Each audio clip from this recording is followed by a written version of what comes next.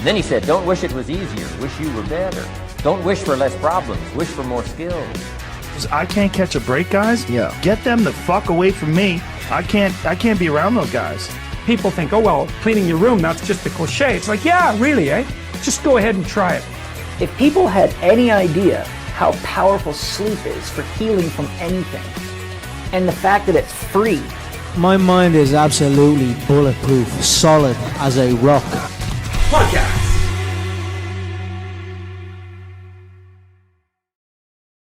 And we are live, people. What's cracking lacking? So, welcome back to the Fighting Fit Show, the Fighting Fit Podcast. This is where all the going-ons does be happening. What's up, YouTubers?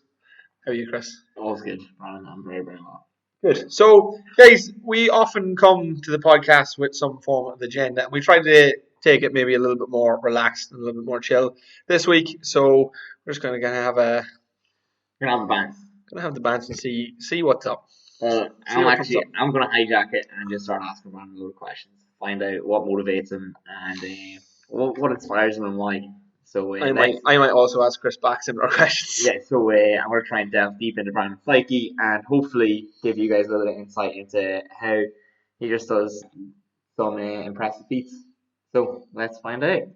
I think just before we start off, I think for me personally, if anything I do is described as an impressive feat, for me, the only thing that's impressive is where I came from and how the fact that I used to not be able to do any of it is. Because I wouldn't say, in the overall grand scheme of things, I'll brag for you.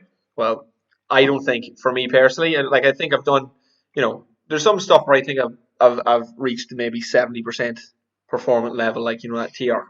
Maybe lower, depending on where you rank. Maybe higher, depending on where you but get it, you're humbled. But for me, again, the impressive thing is the where I started to where I came, because I genuinely believe at one stage, like, I would have called myself like one of the worst athletes in the world. Like, just you still do sometimes. It's really annoying. Absolutely shocking. Yeah. Why do you call yourself a terrible athlete, Brandon? Probably a lack of confidence coming from when I was younger and coming up against people who were high performance, completely leaving me for dust. Well, I meant more in the recent terms, in terms of mobility. Brandon, you're the FF movement coach, so and then you are more aware of your flaws more than anyone else. Why are you so flawed? What's the I don't know. Like, my posture's just always been terrible. I always remember back to the day when you were kind of just coming out of college and you'd really got a kind of scope on form and all this kind of stuff. And I remember kind of like shrugging it off for getting no reps in? Not even that though, but like, the movement looked about right. It looked like the movement you got from A to B. Yeah, you got the way up and down. Yeah, exactly. And for me, that was kind of the extent of my knowledge. Like, I literally couldn't see holes in my performance or in my body or in my game. So I just come up against, pure emotion, savagery, push. And like I said numerous times in the podcast, like, my body started bucking back. And I think that just was a testament to the beliefs that I had, which was... That's true. No, I'm a shit athlete. It's like, otherwise the wheels wouldn't have come off, and they did. Well, I'd say it's just in terms, I think, for sustainability. Like, we've never had any movement practices. We've never really prioritized stretching or anything like that there. Now, boxing is such a stressful sport. Like, it's definitely one of the more stressful sports. And then with each impact that you take through your body, tenses up. Yeah. So reinforces and solidifies. Yeah. And then, well, one of the things that I think did loads of damage to us was all the long runs when we were younger. Because what would happen when we were younger is that it was like, 5K, go out and do this 5K. If you were fit enough for it or not, it was like you have to go out and do it. I remember, like, there'd be every so often you'd leave training for a while, you'd come back and it'd be 5K, and you'd be like, no. And by the end of it, like, you're only like fucking 11 or 12 or 13 or something like that there, and you're like basically crying because you have to go do this 5K. And by the end of it, I just always wanted to do Jim proud. I love you, Jim. Be proud of me, please. I just remember suffering and just being like, this is awful. I used to hate running. I love running now, but I used to hate it. It used to be so bad. But, like, form would be terrible, flat feet, you'd be internally rotating, knees would be collapsing in. But all that mattered was that you got it done. Covered it didn't matter. Yeah. And that's what I'm saying. And so for me, again, because I had so many holes in my game, and because I reinforced all those holes. Like I worked myself into a hole. I worked myself into a very, very like a poor performing hole. And don't get me wrong, like I don't believe in any sense. Like I believe genuinely, like my mantra is something similar to the Rock. Be the hardest worker in the room, like wherever possible. Obviously there's always going to be, or there sometimes there'll be somebody who's better than you. But it's like that's kind of my philosophy. And David Goggins talks about stealing souls and beating people and like really like crushing them and stuff. Why do you think that appeals to you so much? Because I'm so competitive. Yeah. Because I genuinely like seeing the light fade out of a competitor's eyes. That's why I think you'd like jiu-jitsu. Yeah. Okay. That's Yeah. why I really think you'd like I was talking to Joe Rogan the other day. I was listening to Joe Rogan talk the other day, and he was on about jiu-jitsu, and kind of he said like I thought it was so cool. He was kind of walking through his jiu-jitsu practice, and he was kind of saying like, let's say you want to choke somebody, and he was basically saying it's like you take mount and you take side control or whatever it is, the process he went through, and what he included was like you get under the back, they buck you off. And you get back on. And I was like, so cool. Okay, so like part of his game plan, he's so experienced with it. He knows part of it is getting bucked off. Where some people get bucked off and they're like, oh shit, I lost it. I said, no, there's the buck off. All right, cool. Come back in. You learn to expect the opposition. I think that was something that destroyed my confidence when I was younger as well. It's one of the reasons why I love stealing people's souls is because the buck's done. You know, you can and sometimes you can avoid the buck completely by with psychological warfare. You can literally they think there's no point in bucking. Yeah, that the thing that I think is really cool is that like in boxing anyway, knowing your heart with the fake, you have to like if you get hit to the body, you don't show it at all, and if you show it, it's done. Do you get me? And if you show that you're hiding it, it's done. Yeah. It's not even that, like because sometimes that can be people's downfall. You see that again with MMA. The aggressor gets overconfident, rushes in, and then they often get caught. And you've seen it happen again and again. But yeah, I think 100% it's like just being able reading that person. I like you have to know yourself from jiu-jitsu and MMA and boxing and stuff, like how satisfying that feeling is to know that you've broken somebody. Yeah. And then to be able to do that to people is and to kind of develop that as a mindset of I need to get to that place. I just feel like that done me so well for I'd always show up into a classroom or I'd show into a gym or I just think back to whatever it is, you try and be the best. Exactly. There. Yeah. I think we in the course that we were doing the other day, I think that was pretty evident. Like you were the only one who was asking any questions. And the questions you're asking, like one of the ones I wanted to ask as well, which was if someone's pregnant, how much weight should what calorie deficit should they be in if they're still trying to lose weight and they are overweight and losing weight was the primary goal, and then all of a sudden they get pregnant. Like what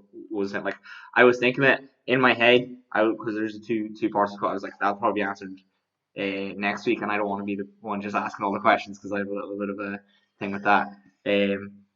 But I think it is evident that you do try your best to do everything well. Like when you went into the Pilates course, it's like you try and do it well, and it stands to you. It stands to you when you're doing training, when you're doing programs, when you're coaching people and all that sort of stuff. It's like the commitment to do well is I was going to say it's an axiomatic assumption, but it's there. Do you get me? Yeah. It's just one of the baselines, which is really, really good. I think Jordan Peterson said, I love that thing. Did you hear the thing Jordan Peterson said about the perfectly perfected terrible diner? Oh yeah, so there's a little slice of hell. Yeah, I think there's a place called Heaven's Diner. And I think maybe Jordan Peterson took the opposite approach, or maybe it is Hell's Diner and he was just describing it. But it's basically it's like this place that you can go to. So it's not the name, you just called it Little Slice of Hell. No, I think he called it Hell's Diner. Oh, okay. So it's so it's this place, and it's like you go into this diner, and everything is so meticulously bad that it's nearly an art form. It's like okay, so you start off with the eggs. They give you eggs, and they're meant to be scrambled, and they're dry, and there's the eggs is like they're sunny side up, and they're supposed to be fried eggs, and they're cooked just enough on the outside so they're burnt on the outside but still runny in the middle. The toast has been it's been heated up to the point where it's been burnt but let cool down so that it's still cold, and the butter on the bread has been scraped along so that it tears up the bread but still isn't melted. Yeah, it's just all these different things, and the orange juice, it doesn't even look like orange juice. It's kind of it's yellow and not orange, and there's no little bits in it or anything like that there, and it's kind of stale. And then the coffee is cold and bitter, and it looks like it's been reused like loads. But it's just anything that can be bad about it is bad about it to the point where it's an art.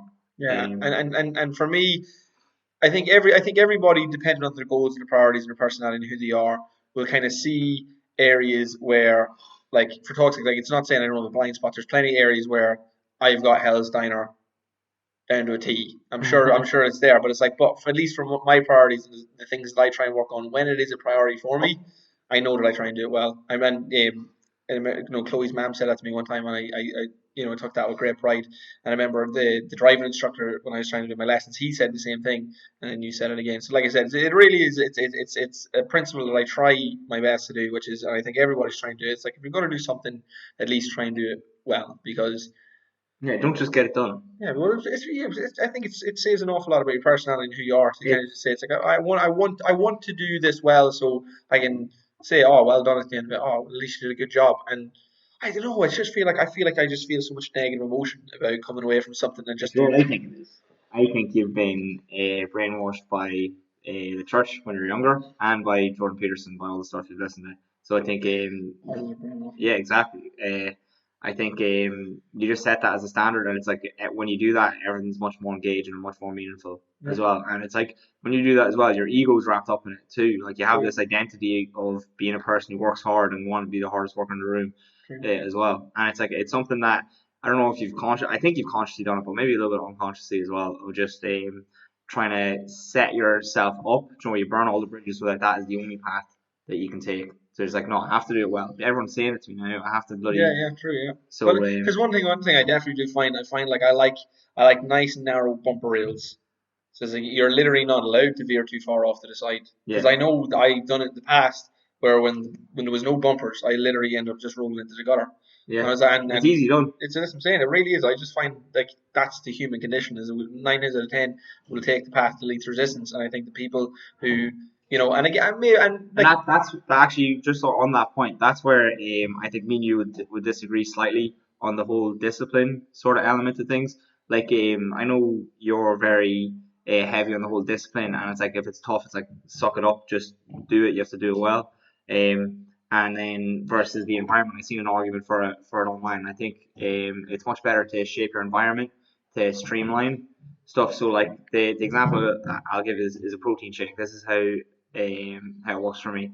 So instead of having the discipline to go get up and have a protein shake every single day, where it's like I have my whey protein in a cupboard under the press, or it in a cupboard on the bottom shelf, and it was actually behind some stuff. So every time I'd go to get it, pull this out, pull that out, set that up, and then get my creatine, get that up, go get the milk, pour in the thing, and I was like, these sort of series of steps. yeah, we gauntlet. Yeah, we gauntlet to sort of overcome. So it's like if I'm running late, what's the first thing to go?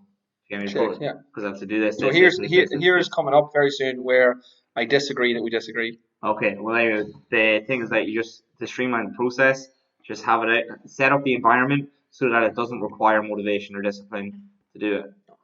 Go on. How did you set up the environment? Eh, Having the wherewithal to set up the environment is the discipline.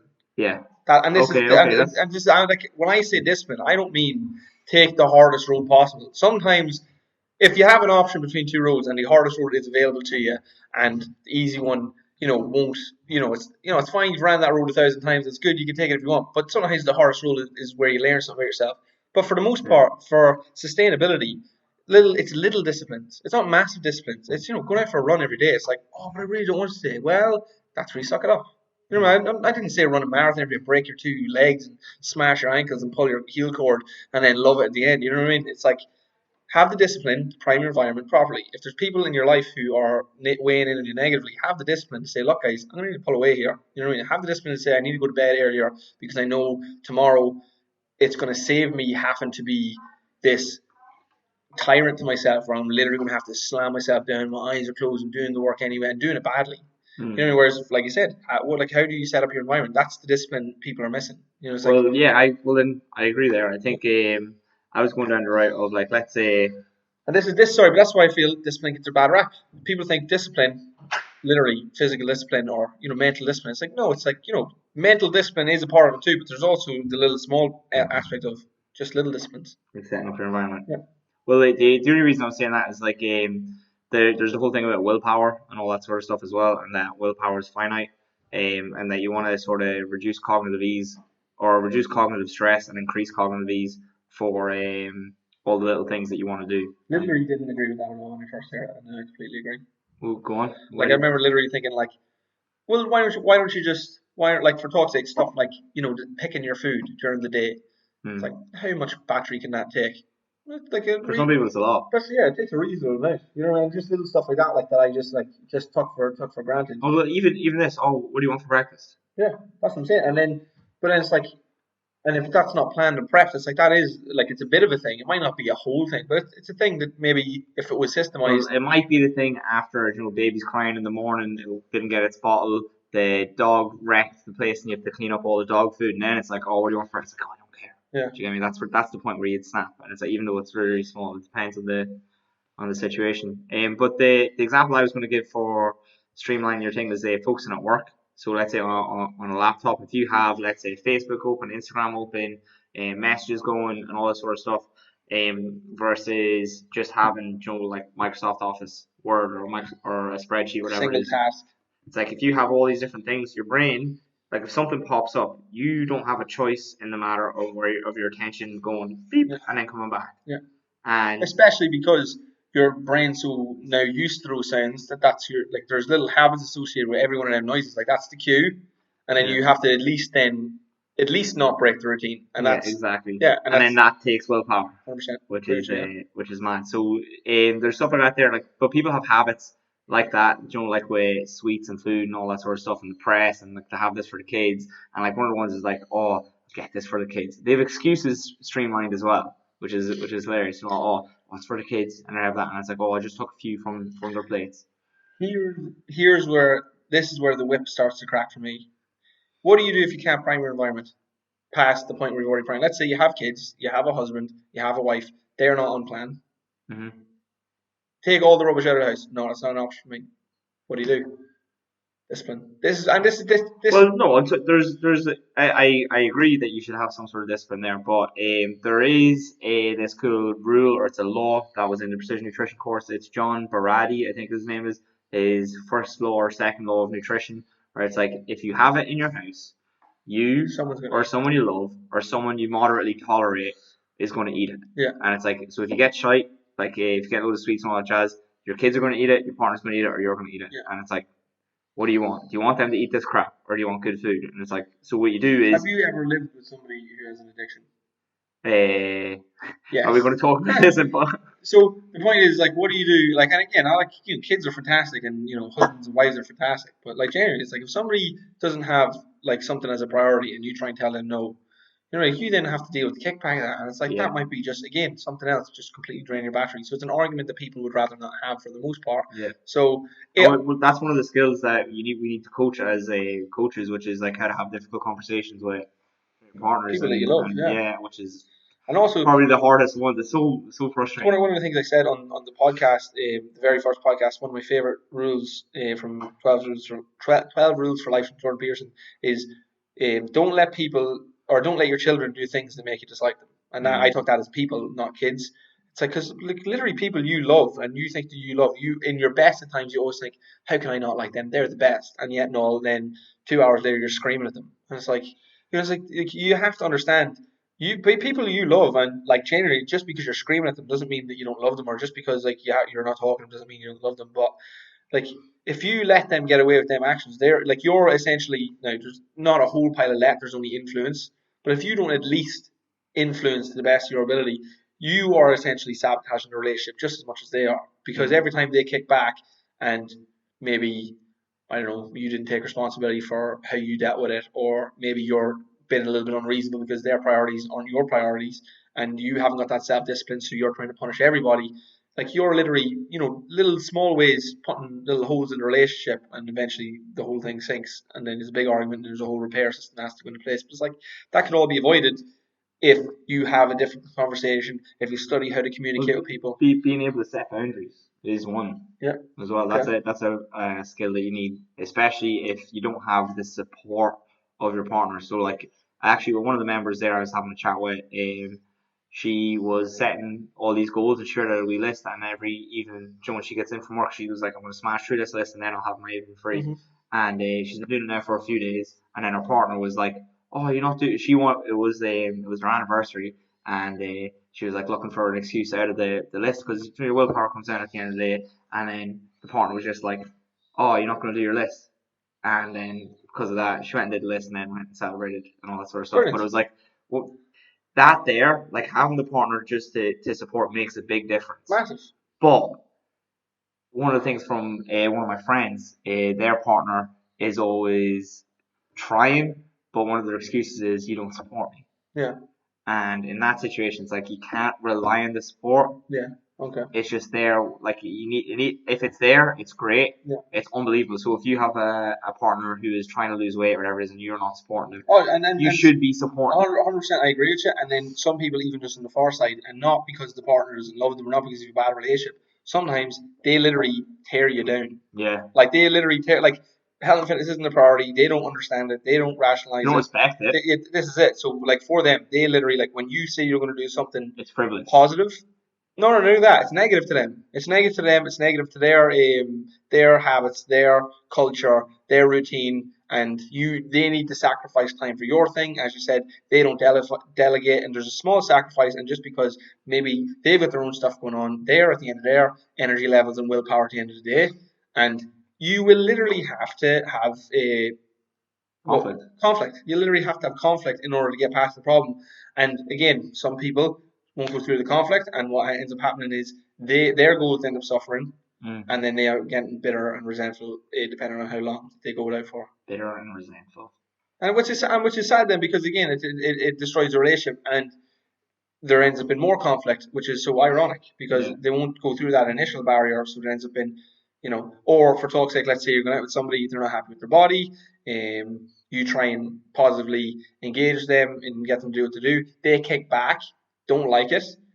They're probably insulted and all this kind of stuff. Yeah, you're trying to help. You're coming from a good place. They're just maybe not in a place where they are ready to hear from you or from anybody else. Yeah. And then they kick back, and then time goes on, and then eventually they end up coming back to you and blaming you, or at least giving out to you. And it's like, which one? But it's like, which one of them arguments are you going to sit down and invest your time on? I do it the first time, and I literally have done it 1,000 times. I've done it in my own relationship. I've done it with clients here, where they're like, look, if you want to sit down, if you want, like, I've also played the game. If you want to play the game and you want to, we'll let this go for. The game's so tiring. It's so exhausting. It's. We're going to it's the most annoying part about it is that you sit here and you have the blank stare and you know all of it's BS. Do you get me? You know all of it. It's like it's all wishing and hopeful thinking, and it's like that they don't mean it, and that it's just there. It's all tokenism, and it's just like both of you know, but no one acknowledges it. When it's genuinely exhausting. Very frustrating, especially again, like I always say, like from a coach perspective, like I would hope that people start understanding the way that we see our clients, in a sense, like is so far beyond where you guys are, like where whatever you think you're capable of. Yeah, that's actually really interesting, isn't it? Like the potential that you see in people. I literally don't have any interest on like in coddling you in your little comfort zone right now. Like only because like when I first started, I had no idea what people. I didn't have any idea what people were capable of. So like for them, like exploring their comfort zone when they were at the edge of their comfort zone, I was like, oh, fair play, you're doing really well. Because me, at my own stage, like I said, terrible athlete, I was in my comfort zone. And it wasn't until I seen other people start to break out of their comfort zone and be like, and literally through principles, because it wasn't through experience, because I was only 18 at the time, it was through a little bit of experience, like training and stuff like that. But you give them coaching, you give the principles, you teach them what you taught, you get people, bakers, I call them, just follow the recipe down to the T, they get the end product, and you're like, that was like 110% more than I thought you'd get. Yeah. And then for that, it's like, oh, now we've got a bigger box. Now we've got a bigger scope. No, and then you compare that with someone who says they're doing what the baker's doing, but they're not. Exactly. And then they don't get the same results. But the recipe's the same. Now, like, what do you think? What percentage of that do you think is due to the recipe, and then to? Very, very little. I would say 80% is due to them, and 20% due to the recipe. Because, like I said, even if you get a bad plan and you follow it, you'll get. I love the 80-20 rule, so I'd like to say 80%, but I'll take it back to 60%. But the main thing is that usually when you don't get good results, you don't follow the plan. And it's like you think you follow the plan, but you're not really following the plan. This is it, exactly, and this is it. That's something I've said again in this podcast. Is like, there's been so many people who I've met and I got frustrated with because I thought they were lying to me, and they weren't lying to me; they were lying to themselves. Yeah. And I was just starting to I was getting their lies themselves. I was like, how can you, I'm literally here, like, talking to you, Trying to help person to person. I don't know. And also, like, let's say the consultation would be about like half an hour, 20 minutes, and then it's like we're there saying 40 minutes on after, and they're still sitting there telling you like lies, but it's not lies. It's like it's what they believe. Yeah, it's their stories, but like I said, it's like, but then when you try and break through them stories, for some people, I just find you hit rock bottom because they're at a journey that only they can take themselves. You know, like I really like I've literally got through loads of people Same. I would say there's 20% come in ready, done, easy, literally, literally without, you know. No, like they say every time we update the Kickstarter, like there's a bigger percentage of people who just come in and kill it just straight off the bat, and it gets better and better every single time. Next up, there's people who have some issues, and you deal with those issues in a general, natural coaching manner. A little bit of resistance for the first while, only because they're trying it, and they generally try it, they work through it, they work through their problems, and they fix it. Oh my God, that really worked for me. And then there's about 50% of people, and this is one of the reasons why apparently 90% of diets fail.